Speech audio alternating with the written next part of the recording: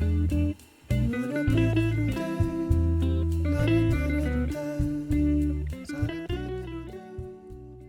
I'm Ananya. I'm a junior content manager with Trip 101. Today, we have here joining us Joe, who traveled to Spain and specifically a small town there called Caldetes, or also known by its official name, Caldes de Istera.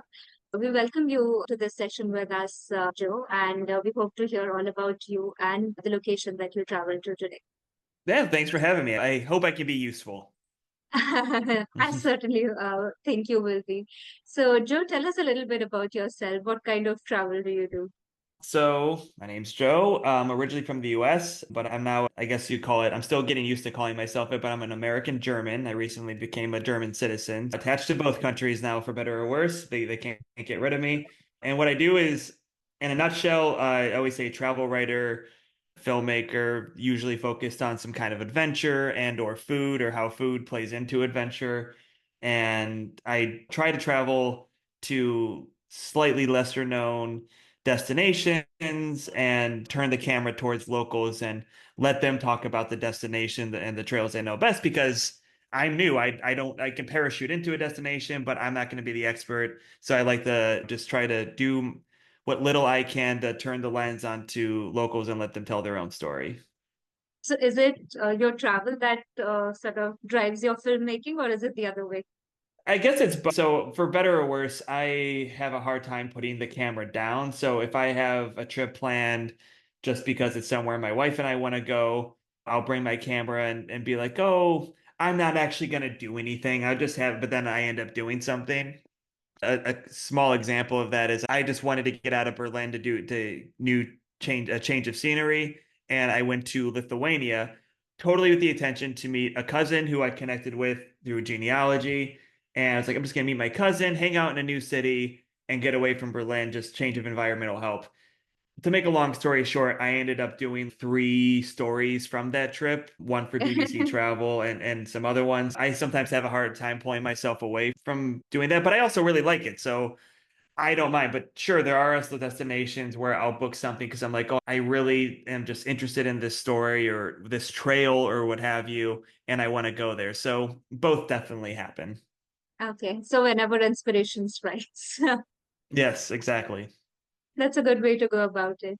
And do you like keep tabs on like how many locations you have to travel to, or is it just something that happens on its own?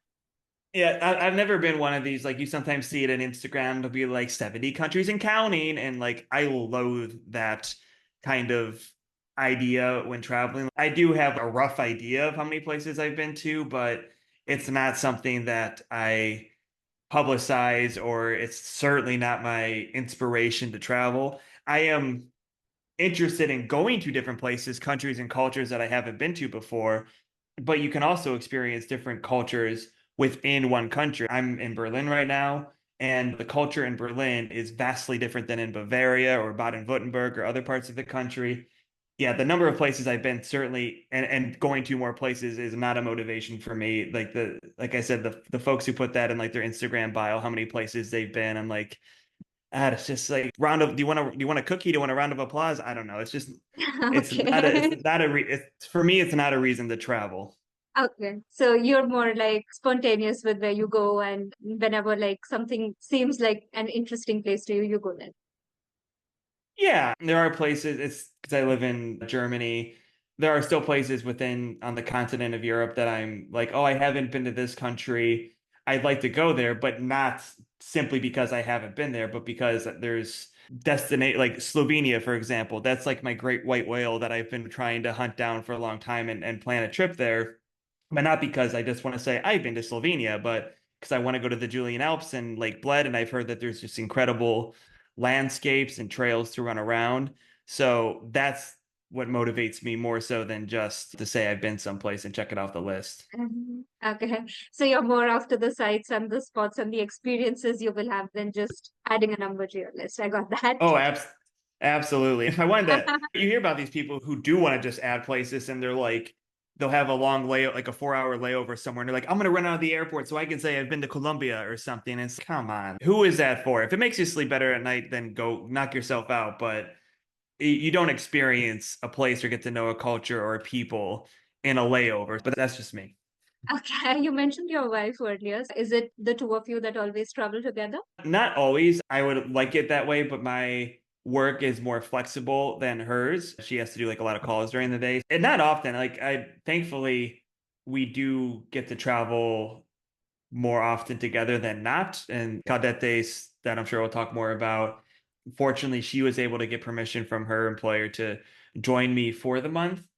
And but for example, I'm going to Japan for a work trip in mid-November, and she just doesn't have the vacation day. So very sadly for me, because I've been to Japan before and I know she would love it, and I've so badly want to share that experience with her. And also, I have a slight personal connection to it because my mom lived in outside of Tokyo for a Oh, couple years as a teenager. And when she was about to pass away, I recorded our last conversation. All she could talk about was how much she loved Japan and how she wished she could have gone back and how what a great experience that she could still count to 10 in Japanese. So that's a place that like is really meaningful to me, and I wish I could share that with her on this trip. But there'll be future trips to be able to do that. I know it. But for the most part, thankfully, we do get to travel together because I don't, I personally, I know some people are like, oh, I get to have some alone time. And there's nobody I'd rather travel with than her. And if we have to be apart for a week, that really sucks. So you make it 2 weeks and that's just, it's a double-edged sword. Like I really want to go here, but I'd rather. So very fortunately, we do most of our travel together. that's great. So she joins you when she can. Yeah, absolutely. Yeah. About your trip to Caldetes. So where did you guys go?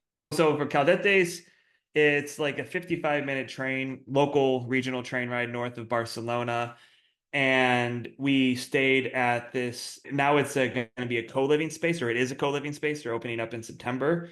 It's called Kalima. And the story there was it used to be a hotel hostel, but some local woman, Barcelonan woman who moved up to that village called Esteistrac or Caldetes, as you said, she bought up this place with the goal of turning it into a co-working, co-living space. The idea being get international people to co-live there and intermingle with the locals who are co-working there. And also, obviously, if you're co-living, you're co-working as well. So to have the kind of this organic cultural exchange. So they were looking for people to come volunteer, help out in some way with this project. And in exchange, you could stay there for a month. And so that's what my wife and I did in May. We stayed at Kalima Co-working, Co-living Cafe for a month and contributed in our own way. And of course, while we were there, use that as a base to see some stuff a little bit more off the beaten path in Catalonia that most people just go to Barcelona and then fly right back out. We did go to Barcelona, but even when going to Barcelona, because at that point I'd been there a few times, I got to see a different side of Barcelona that I'm more interested in, meet some great people. But we also did get to do trips to smaller places around Caldes de Estrac and get to know the place a bit better. 1 month is quite a long time to really get down and know a place. Yeah, it would sounds like a lot, but also at the same time, I was like, wow, it goes by quickly. And I found that going into it, I thought, oh, it'll be a nice experience to see what it's like to live in Spain.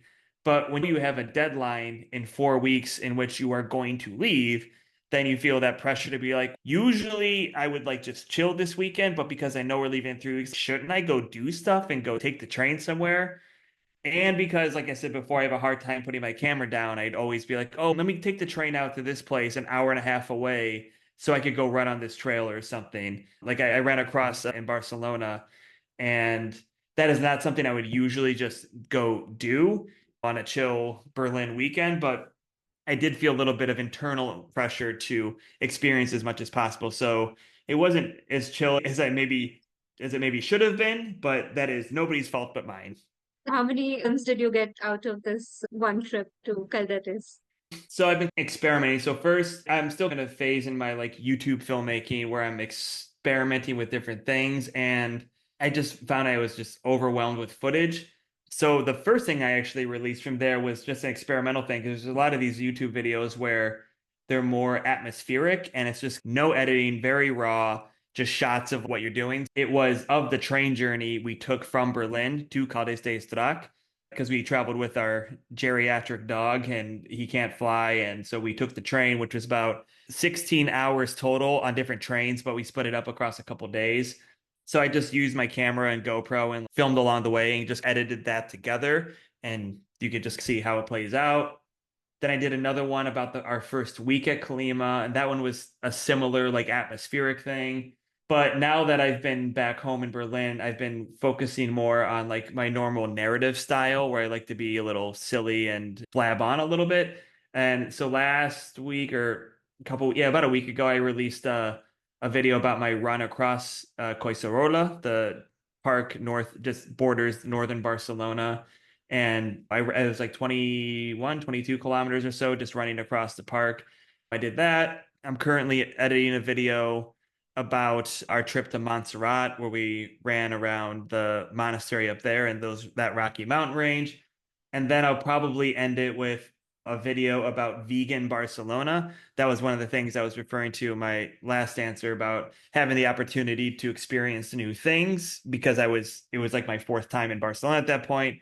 And I do have a sweet spot in my heart for food, culture, writing, filming.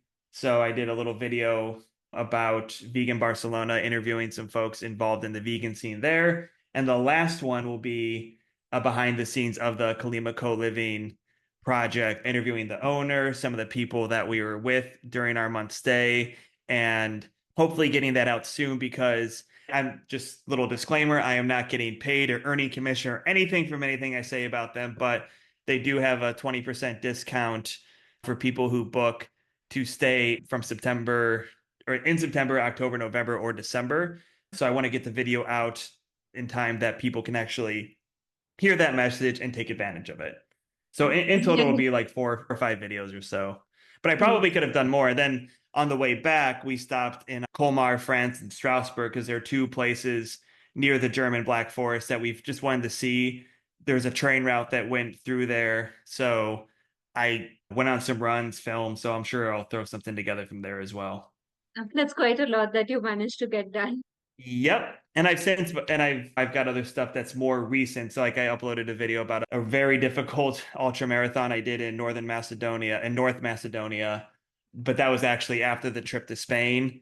But the race was just so fresh in my mind that I really wanted to get that video out. So I did that video about the ultra marathon in North Macedonia, but then I jumped back to do Spain. And by the time I finish Spain, I'm sure I'll have other stuff going on.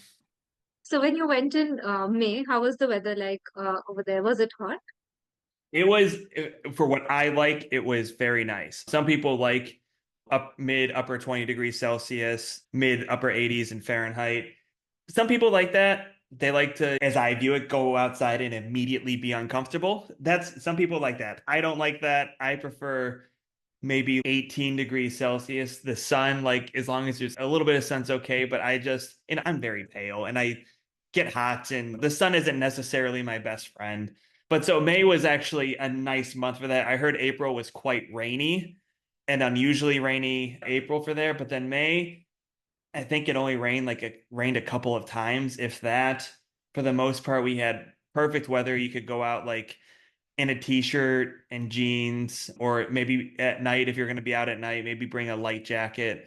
But especially towards the end of May, there were a couple of days where like the beaches were very crowded, like crowded for a Caldes day struck, but like not Barcelona crowded. Just a lot of the locals came out where you could hang out on the beach and be comfortable.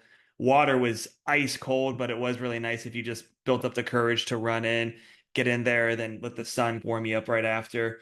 So for me, the weather was like at the top of what I can tolerate. I don't know what it's like later in the summer, but it was really nice for me. And since you spent like a month over there, it stayed like that throughout your. For the most part, it started off on the cooler side. Like we showed up in like a light jacket and jeans, but it was like close to 11 at night, almost midnight by the time we got there. Earlier part, like the first 2 weeks were probably more spring-ish weather, but then the last couple of weeks started to warm up more, but nothing that was like uncomfortable. There were certainly no days where it was like just staying in the ocean to stay cool or sitting by a fan all day. Like it was very comfortable throughout the entire month. So May is a good month to go.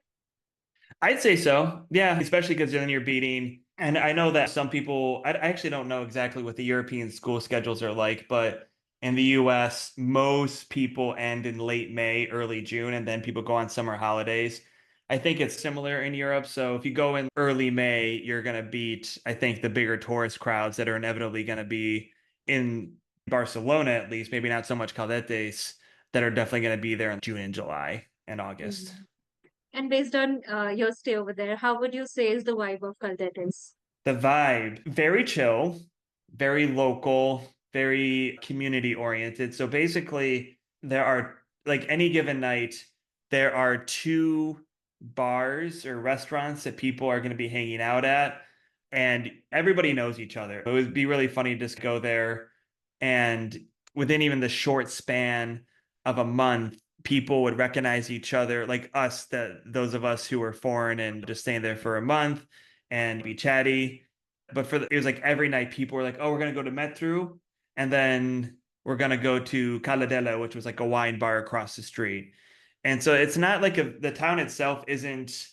It's a very beautiful town. It's not the liveliest town, and that's partly like what this Colima project is trying to at least help bring a little bit more life into it, especially in the winter months when I've heard it gets very quiet. In this one little corner with Caladela and Metro, people are outside drinking, having a good time. Outside of that, it can be a bit more quiet. And I'm sure some of that's by design, like people who live there, some of them, like Vanessa, the founder of Colima or the owner of Colima, wanted to get away from some of the noisier aspects of Barcelona. So yeah, I'd say the vibe, it's chill, it's welcoming, it's very community oriented, friendly. It's a very hospitable, friendly atmosphere there. And it's hard not, you're right on the beach. You've got nice mountains behind you. The sun is out. It's very hard to be there and just be angry all the time. So it uplifts your mood. Absolutely. Yeah, like we found it was a little stressful, like just getting settled and getting the hang of things there. But then once we were settled, it was just like we would have coffee and breakfast on a balcony overlooking the ocean. You get the sea air, and it's just not. I'm still young enough that I don't think I have to worry about like high cholesterol, but you could just feel your body like being soothed by nature and just being more relaxed and calm just by being there. Sounds like a good relaxing vacation spot. Yeah, absolutely. Yeah, if you're feeling very stressed out, I can highly recommend it. So what would a day in Caldetes look like for you? Like when you were staying in, or did you go like to see any sites within the town itself? So a day for me, like a very typical day, we were working there. So it's a co-working, co-living space. So and just in general, I make breakfast for my wife and me. So it would almost always start with me making breakfast and getting coffee. She would walk the dog, do some work, go for a run, either along the beach, because it stays very flat and you can run along the beach for quite a ways and do it that way, or I prefer more trails and mountains. So I would go back up through the town and into the hillsides and the mountains, do that, come back, have lunch, and probably do have to do more work. And we either would make dinner at Kalima and sit out on the balcony, or we would take the train like one or two stops to one of the towns next door and go out for dinner. So that would be like a Um, very normal day. On the weekend, we did do some trips to Barcelona to meet up with people, like I was doing the vegan Barcelona thing, or we did the trip overnight we did an overnight trip both to Montserrat and to Girona. Girona, we like absolutely fell in love with and definitely hope to be going back there soon. So that's like what we did over the weekend a couple of times. so you mentioned a couple of them already, but what all were the towns that you explored that were nearby? Yeah, besides Girona, Montserrat, I could look at a map quickly. Okay. Like you would have never have heard of these towns, but there's Arenys de Mar. That's the next town. If you're hopping on the train, and the train is, I don't know, a 2, 3, 4 minute walk outside of Colima, the regional train that you take to Barcelona. You go one stop northeast, and that's Arenys de Mar. That it feels a bit more like a city. It's still very small, but it feels more urban than Caldetes. The most popular spot to go to for like dinner, or if you just want to get a little bit more of an urban feel without schlepping all the way to Barcelona. Mataró is like a big transport hub for the rail system. and it feels more like a city, like it could feel like a Barcelona neighborhood almost, but it is still a good, I don't know, 30 to 40 minutes outside of Barcelona. There's so many little towns along the water that you can just hop on, get off someplace new. Sant Pol de Mar, that was one afternoon. I think it must have been on the weekend. We got off in Sant Pol de Mar, which has Vanessa, again, the owner of Kalima, and some other locals told us had the best beaches in that area of Maresme, as the region where Caldetes is.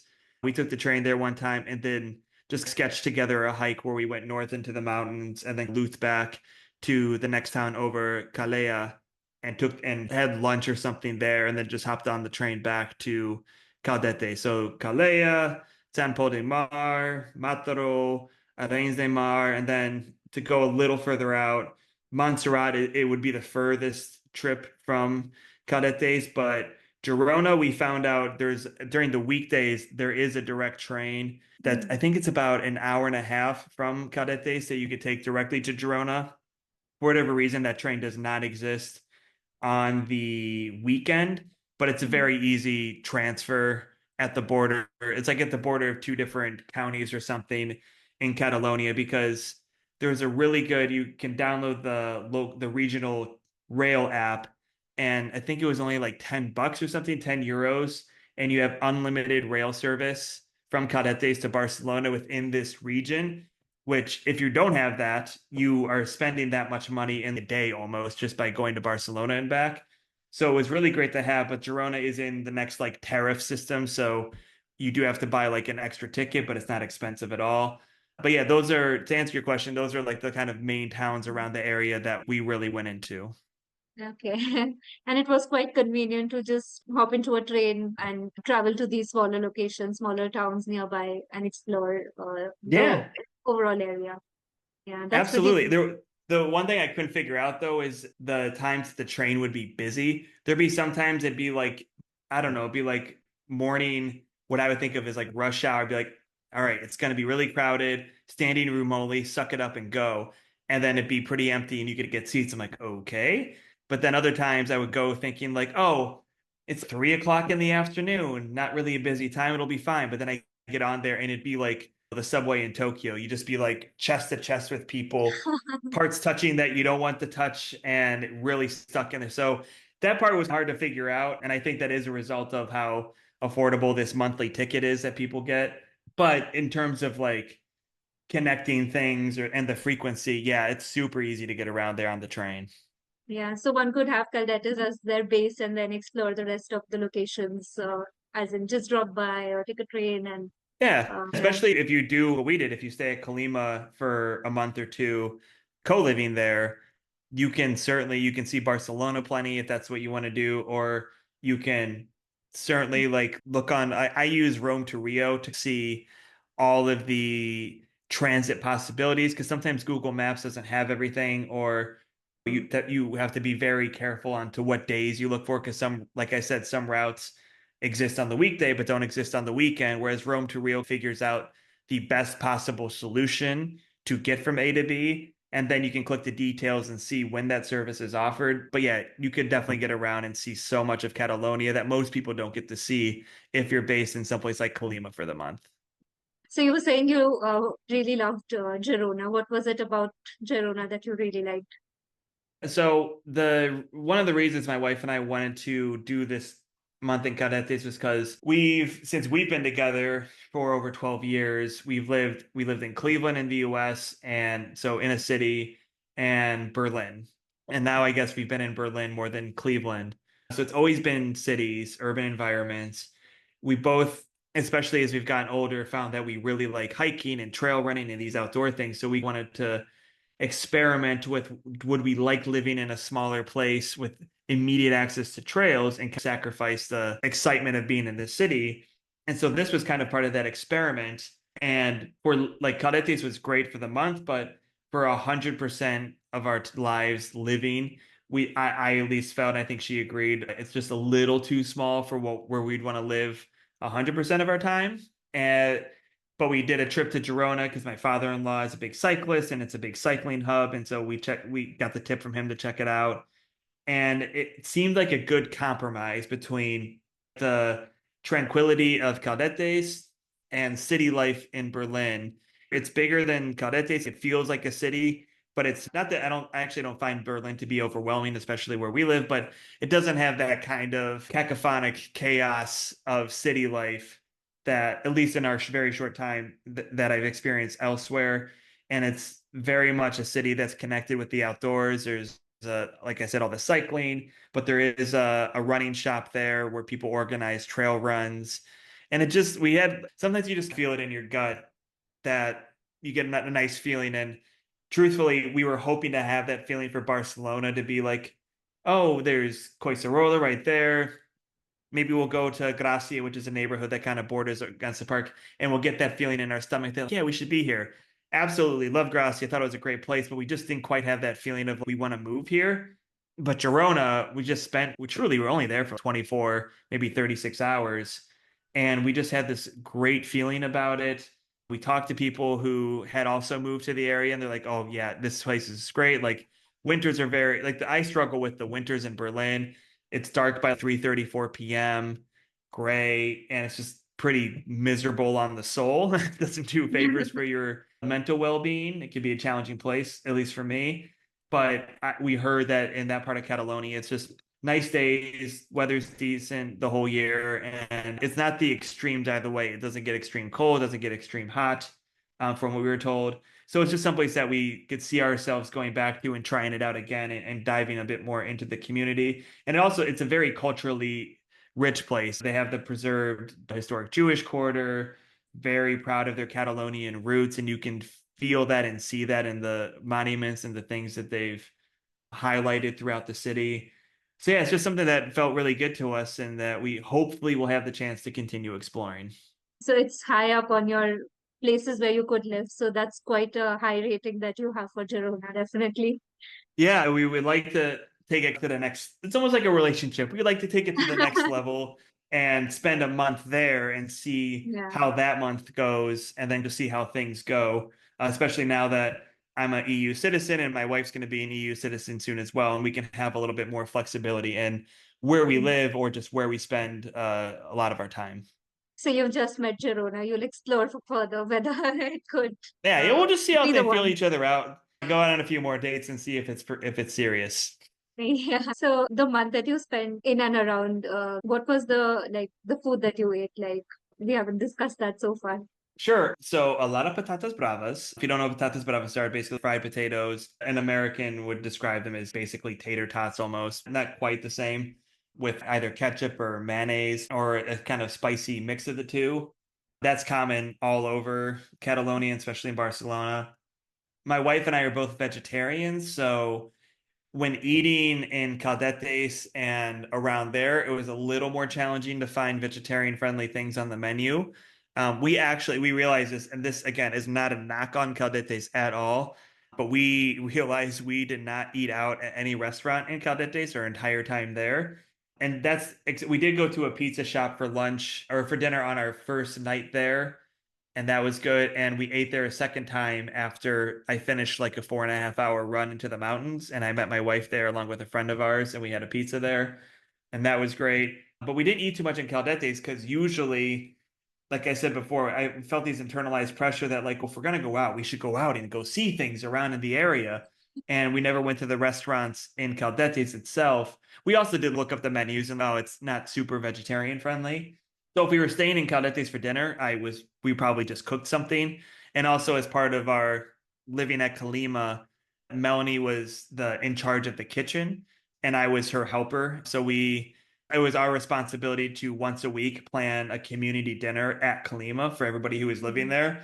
So then we would just eat at Kalima if we were Yeah. staying in town. Outside of there, in Barcelona, especially if you are vegetarian or vegan, I had some of the best food in a very long time. I wish I could rattle off the restaurants off the top of my head, but could do a shameless plug for my upcoming YouTube video. They'll all be in there. But yeah, I had some did some incredible eating in Gracia, and we were there. And we also went to our new friend who owns the only vegan cooking school in Barcelona, in Bloom Cooking School in Barcelona. It was like the very last thing we did. One of the last things, it was like a Monday night, and we left on Wednesday. we did a cooking class, but it was vegan. And that the food we had there was just, oh, it's phenomenal. She's such a great cook, and it's such a cool experience to learn how to cook Catalonian cuisine, but still make it vegetarian. And that was probably the food highlight for me. And then, yeah, a lot of the restaurants in Barcelona were great if we're vegetarians. But for the most part, if we stayed in Caldetes, we found we would basically eat off of the appetizer menu. If we went out to Reins de Mar with a friend or something like that, or to Mataro, we would find like a vegetarian sandwich shop. There were a couple vegetarian spots in Mataro, but if we stayed in Caldetes, usually we just cook at home. I'm a vegetarian myself, so those points really ring true for me as well. It's usually the appetizer menu that you have to rely upon in some places. Exactly. Also, the pain. It's sometimes Yeah. in smaller, like Mediterranean countries. This is our thing with Greece all the time. We go to Greece a decent amount because my wife has Greek heritage, and I just want to like strangle all the restaurant owners in Greece and be like, you have some of the most vegetarian friendly cuisine in the world. Make it a main. Stop dumping it to the appetizers. And it's funny because in Berlin, one of my favorite restaurants here is a Greek restaurant. And because it's Berlin's a vegetarian mecca of the Western world, you do not struggle at all here. So like you go to a Greek restaurant here, all of the delicious Greek food that's just dumped as an appetizer in Greece, it's on the main menu. It's predominantly vegetarian, and so I always just want to be like, I'm trying to make vegetarian food costs less. I'm trying to save you money here. Just put it as a main. Not everything has to be chicken, pork, all this stuff. Yeah, so that was the only thing that was like and struggle. I don't even want to say it was a struggle because we could always find something. Mataro, like I said, it's a bit larger. I think that some of these places show up on Happy Cow. If you're familiar with Happy Cow, to like search vegan, vegetarian friendly restaurants in a city. The first place I think we went to was actually an Indian restaurant. We just got curry, a vegan curry at this place in Mataro. So yeah, you could find stuff out there if you do your research ahead of time. But certainly if you go to Barcelona, you will not have a hard time finding food if you're a vegetarian. So you were mentioning the Catalonian cuisine a little while ago. Do you remember like a dish that you really enjoyed from that cuisine? Oh boy, the very stereotypical is the paella. We did make vegan paella, which even the owner was saying that. So technically, there are very specific ingredients that if you're a paella snob, you'll say it needs to have very specific ingredients in order to be called a paella. One of those things, I think it's rabbit, specific seafood. I forget exactly, but they're very strict about these things. Otherwise, she said people would just say, "Oh, it's arroz con cosas, rice with things." If you don't make it with the like original ingredients. But the spirit of paella being in like there's a specific type of cookware that you use to make paella. You get this wonderful crispy top layer that's just, oh, it's so good. And she was able to, or we, with her help, we were able to create this vegan paella. That was probably one of the tastier things we had. Besides that, there were things, I don't remember the names of the dishes off the top of my head. What I also like about being vegan vegetarian is that when you go to a city like Barcelona that has so many restaurants and you are so overwhelmed, you don't know where to go, if you just say, okay, vegetarian restaurant, that narrows the list considerably. And so you can figure out where to go from there. And there are places that advertise themselves as, oh, you can try vegan or vegetarian Catalan cuisine. So you can definitely explore out there. And I imagine that if you're searching for that kind of thing, you'll find a lot of the same restaurants I went to, or you can watch my YouTube video whenever that comes out. Sure. Yeah. I think now it's time that we discuss a little bit about Karima, the place you stayed at, Sure. since that was what made the trip happen in a way. So, what would you say about Karima? Like, how was your stay there? Oh, it was great. Like I said, it was nice to experience as a couple of people who have lived in cities for basically my entire adult life, hers as well. It was nice to dabble in what would it be like to live in a smaller community. And I found that to be very rewarding. And it was nice to get that clarity of, for at least for myself, of this is very nice, maybe a bit too small for long-term living, but it led us to Girona to explore that a bit more. But I totally would, if we're spending time in Girona, I could totally see us going back to spend more time in Colima or using Colima again as a base to continue exploring lesser known destinations or places within that part of Catalonia. It was, like I said, it offered a lot of clarity. being there. And so I'll always be grateful for our time in at Kalima. Did you meet like other similar travelers over there, or like people who wanted to make use of co-working, co-living space? Yeah, we were probably the only ones there who had never stayed at a co-living place before. A lot of the other people were like veterans and had done this many times before. Most of them were younger than us. I don't know, mid upper 20s, early 30s. There were a couple who were our age or older. But yeah, I think we're the only ones who never experienced it before. Everybody else was like, oh yeah, been to Bulgaria and Portugal and done it all over the place. So yeah, certainly a lot of people who had a lot of experience doing it. And how was this co-living, co-working experience as a first time, since you did it for the first time? It was great. We lucked out that we got I'm pretty sure it was the biggest room because we were two people and a dog. And so we had this, like I said before, gorgeous balcony that looked right over the ocean. A lot of space so that we could like have coffee and breakfast up there and just start our day listening to the sound of the waves crashing. It was still also like in construction, or it was built, but they were like doing some renovations and stuff. Fortunately, that didn't really impact me at all. The one thing that was probably the only like growing pain was the kitchen because we were responsible for that. And for whatever reason, some people just don't clean up after themselves. So that was probably the toughest thing to get used to is being an adult and living either by myself or with my wife for, gosh, like basically since my mid 20s. And then having like always a clean kitchen.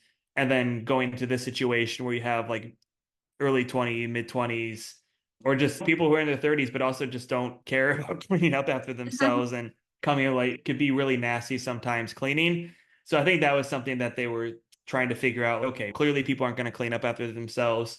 And they very well may have taken care of that problem now. We actually talked to somebody who was there with more co-living experience and she said, oh, you what most places do is they clean, like we did have, there was a cleaning person who came by I think every other day and cleaned in general the place but not the kitchen.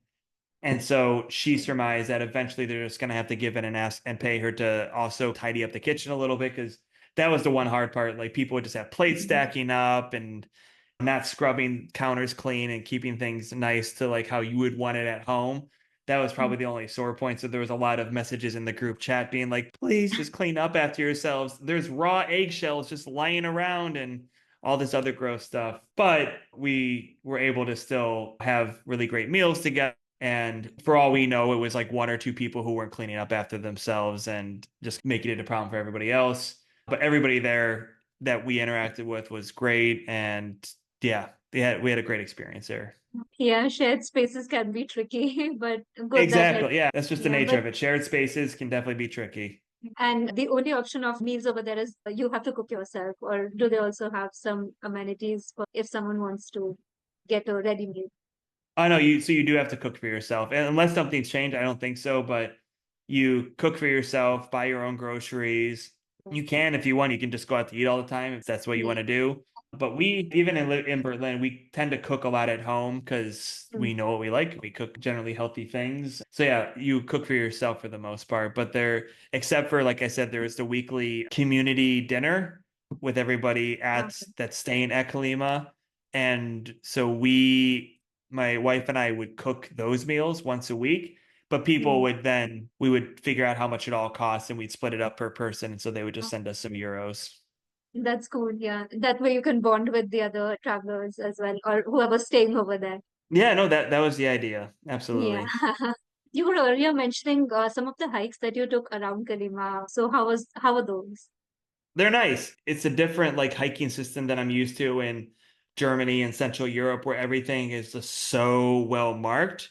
So I Mm. would recommend that if you are gonna go running around those trails to down have like a GPX route or just something on your phone or watch to keep track of where you are because it can be easy to I wouldn't say get lost because it's not like complete wilderness. Like you'll eventually maybe find a trail marker pointing you into the right direction. And I had that happen once where I needed to look at my map and follow trail signs. But the trails are very nice. Like you could definitely get a lot of elevation, something I can't get here in Berlin. If you're training for like races and you want to do some hill repeats, great views, very terrain, runnable, to in Montserrat, it was very technical and not so runnable. So whatever your preference is or style is for hiking or running, you can definitely find something out there. That's great. So my next question for you is, what would be your tips or advice for someone who's traveling to or is in that region? If you're staying in Caldetes, then I think you have to stay at Colima, not just because I really enjoyed my experience, but there is one hotel, but you'll just get a better deal, better experience if you stay at a co-living space like Colima. Other than that, it would be, like I said before, there's this monthly ticket that's very affordable. I think it's only like €10, and you have unlimited travel within the zone that is, and that at least extends to Barcelona. So if you plan to go to Barcelona more than once, it's well worth it to get this ticket. But also, if you're hopping on the train to go to Matro, Reins de Mar, all these other places, it's well worth it. Other than that, yeah, just enjoy the time there, pause and take in the surroundings right around you, and maybe don't be so obsessive about going to Barcelona because there were some people, and if that's what they want to do, obviously free to do it, but you're always like, huh, they're going to Barcelona a lot. You can go to Barcelona anytime for the most part if you live in Europe especially, but it's harder to get to some of these other small towns if you're not Mhm. already based there. It can be a bit more time consuming. So we were more of the opinion of I want to see what's around here that most people don't get to see. So that would Mhm. be my biggest tip is go see what's in the backyard of Caldetes instead of schlepping all the way back to Barcelona to go see what everybody else is already seeing. Plus now they're squirting tourists with squirt guns. Just go squirt use squirt guns in the ocean. It's a little bit more fun and you got consent. Mm. If I ask you, like, what was the best part of your stay there? I think I shouldn't call it a trip because it was an extended stay. Yeah, yeah. So, what The was the best best part? Or, yeah, or something that you would say to another person going that it's an unmissable thing for them. Oi. It depends on the traveler, of course. If you're a food traveler, then after I just gave this whole thing about saying don't spend so much time in Barcelona, I would say go do this vegan cooking class because if you're a food traveler, it was even if you're not vegan or vegetarian, like the food is phenomenal and it's a great introduction to like what basic Catalonian cuisine is and how delicious it can be. So if you're a food motivated traveler, I'd recommend that. If you're more into the outdoors and all that stuff, I would say just from Colima, start heading up the mountains north and explore that. Stay on the trails all day, bring lots of water and food with you so you can see as much as possible. Yeah, and just explore part of that section of Catalonia that I don't even think a lot of locals necessarily see it, let alone travelers. So if you're Mm. outdoors oriented, I would say just get your ass to the mountains. I think those were all really good suggestions and tips. And then, yeah, the unmissable spots are definitely pretty great too. I think I've come to an end of my questions with that. So thank you so much, Joe, for sharing about your trip to Caldetes. I've certainly enjoyed listening to you and seeing it through your eyes. No, thanks for having me. I hope it was remotely useful and or interesting. It certainly was for me. I hope that the viewers will also find it of use and they'll going through the whole video. Thank you so much for that.